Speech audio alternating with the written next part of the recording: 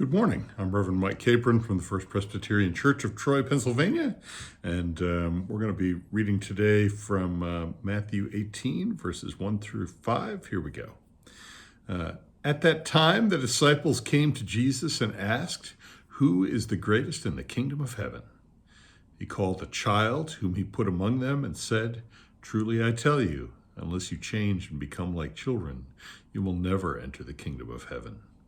Whoever becomes humble like this child is the greatest in the kingdom of heaven, and whoever welcomes such a child in my name welcomes me." This ends our reading. I was the kind of kid who read a lot, actually. I remember when my home church gave me a paperback Good News Bible, and I read big chunks of it. I somehow felt connected to it all, although I was never quite clear how. I guess I assumed the ancient Hebrews went to England and came to the U.S. on the Mayflower or something.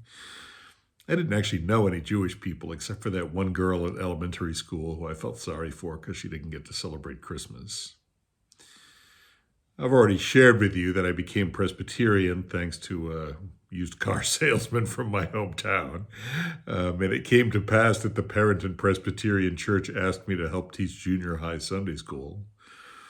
By that time, I was a solid computer programmer. I kind of assumed that the Bible was like computer code. If you just read it carefully enough, you could decode it and understand the single organized truth it represented. I even did one lesson for my class on Revelation and the end of the world. I was confident that I had worked out the whole thing correctly. In other words, I was both ignorant and arrogant in the midst of my ignorance. Then I got to seminary and found out that the whole thing was rather more complicated than I had realized. Is the Lord really my shepherd? Psalm 23 uses a metaphor in the middle of a poem. What's the binary truth value of a metaphor or a poem? I found out that the Bible was written in other languages, basically Hebrew and Greek. I had never thought about language translation, that you can translate a word in more than one way. All Presbyterian seminary students must take Greek and Hebrew so that we come to understand that interpretation begins with translation. Then I found out we don't have any of those original Greek or Hebrew documents written by their authors. For example, we don't have any original copy of Paul's letter to the Galatians. We have copies of those letters of various ages, sometimes partial copies and sometimes complete copies.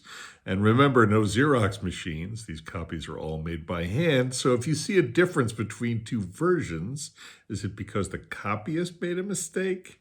And which version is better? Worse yet, a lot of material was passed down by oral transmission as people repeated it to one another before anyone had the time and resources to write down anything in any kind of official way. Well, the study of all this stuff occupied biblical scholars for the first 75 years of the 20th century. It's called historical criticism. And boy, did they scrutinize, analyze, and categorize everything in sight with exacting detail. Every scrap of papyrus with half a sentence from the Bible on it anywhere in the world has been identified, labeled, publicized, and had academic articles written about it. Now, we've read from Genesis in the past 2 weeks. Some commentators theorized that 4 separate sources comprising Genesis were edited together into its current form. They had labeled each verse as to which it came from, using labels J, E, P, and D. I didn't know in my first semester in the fall of 1994, but by that time, even biblical scholars were getting the sense that maybe historical criticism had been overdone. Maybe there were alternate or better ways to talk about the biblical text. And personally, I was kind of freaked out by what I was learning, and at some point I shared that with my small group. Columbia Theological Seminary was experimenting with a new curriculum. My class were the guinea pigs. We were randomly assigned to a faculty-led group where we could process what we were learning in all our classes. My group leader was Walter Bruggemann. That name won't mean much to you. It didn't mean that much to me at the time either. But Dr. Bruggemann was probably the premier Old Testament scholar of the late 20th century. Some people went to Columbia Seminary just to study with him. He's a prolific author of many excellent books and is still publishing more in his retirement. Dr. Bruggemann listened to me, got a caring smile, thought for a moment, and said something like this. There are some people who come to seminary and they are really sophisticated in certain domains, but they are still operating with their 8th grade knowledge of the Bible. That was me. And they encounter this historical critical stuff and they take it in and write papers about it. And then they go out into the church and they find out that stuff doesn't preach. So they forget all about it and go back to their 8th grade understanding. Then every now and again, some layperson in the church will catch wind of this stuff and come up to their pastor and demand to know why they haven't been told about any of it. And the pastor basically has nothing to say. Worse yet, some pastors get cynical. They get to feeling superior and look down on their congregations for being a little ignorant. I'm now coming to the most important part of what he told me. But there is another path. Some writers call it the second naivete, or a knowing naivete. That is where you understand all this academic stuff, but you still come to the text with freshness and curiosity and reverence. Then the academic stuff becomes a help to your preaching instead of a threat to it. That was probably one of the most important conversations of my entire life. I was not immediately able to do what he described. It probably took me a year to begin to get into that zone of knowing naivete. His real gift was simply to tell me that a third alternative existed. Just knowing that was enough to get me through my immediate crisis.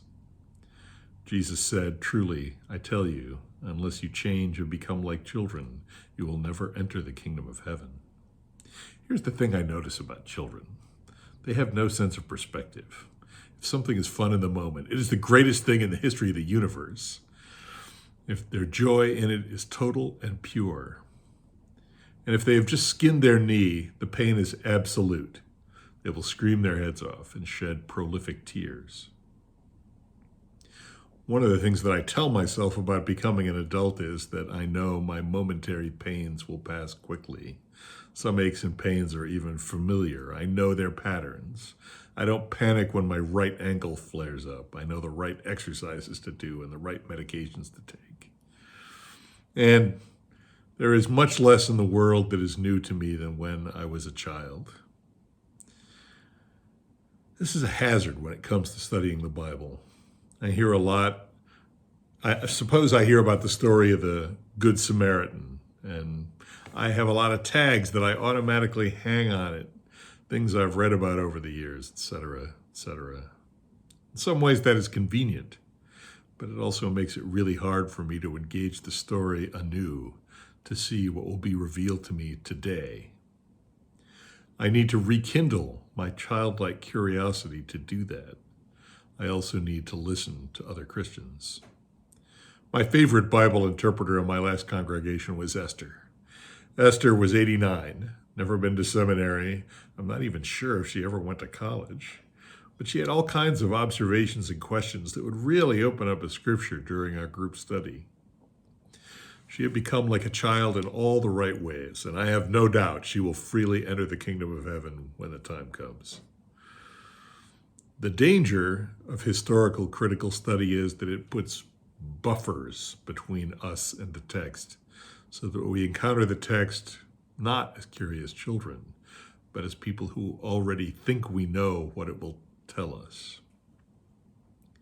Worse yet, our consumer culture has trained us to think of ourselves as consumers.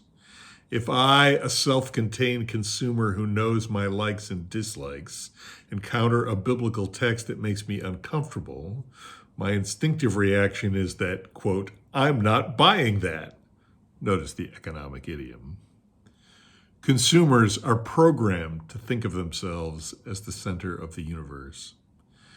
Children are setting out to explore the mysterious world they know they don't understand. in hopes that they will eventually find a place in it. The challenge we face as sophisticated consumer denizens of the 21st century is remembering that we are not the center of our universe. God is. And the best tool for learning about God is the Bible. But if we aren't at the center of the universe, then we do not judge the text. We must come to the text expecting it to judge us. If you heard either of my last two sermons, you heard me use some very familiar stories from Genesis. I did not waste my time trying to talk around the text. I listened to the text and engaged it on its terms. I maintained my position as a 21st century person, but I entered the world of the text rather than trying to keep it at arm's length. If you are reading the Bible and spending all your time thinking about the text in the abstract, rather than entering into the world of the text, pause and notice that. You may be missing out on something in the text that is vital for you. On the whole, it's easier to be an art critic than an artist. I suspect it's also easier to be a musicologist than a musician. I encourage you all to be students of the Bible rather than judges of the Bible. Being a student of the Bible is not easy. You have to make yourself vulnerable enough to come to the biblical text as an innocent child to find out what it will teach you. Commentaries and preachers can help, but they are just resources written by other human beings like you. This is not like looking up the answers to math problems in the back of the book. Like most valuable things, biblical interpretation is hard work. I was going to give a whole sermon on that today, but decided maybe I ought to do this one first.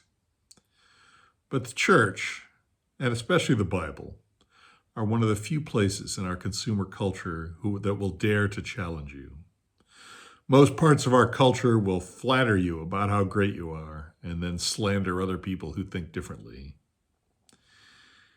Here in the church, we encounter stories of a holy God, and also we encounter the spirit of that holy God, and we notice the difference or the gap between our ways and God's ways.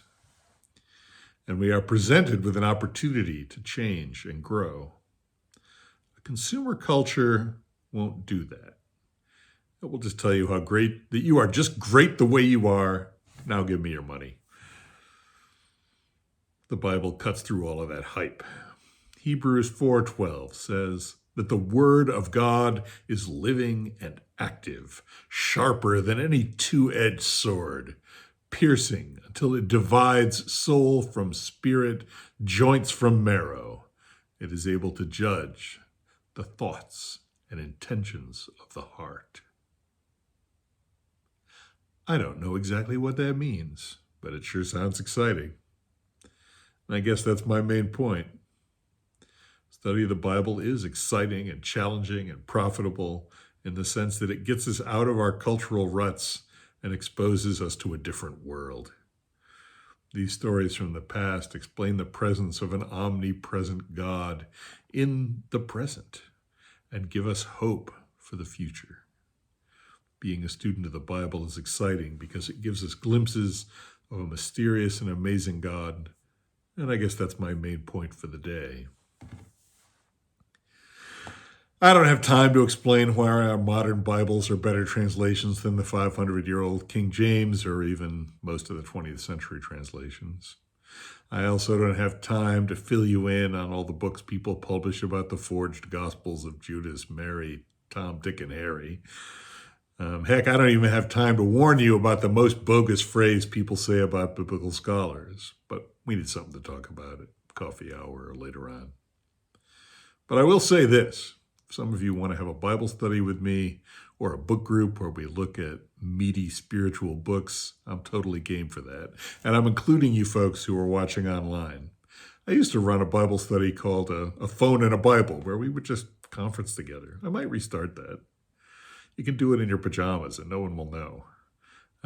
So, send me a private message, you online folks, and or put something in the Facebook group for the church, and I'd love to connect with you. God bless.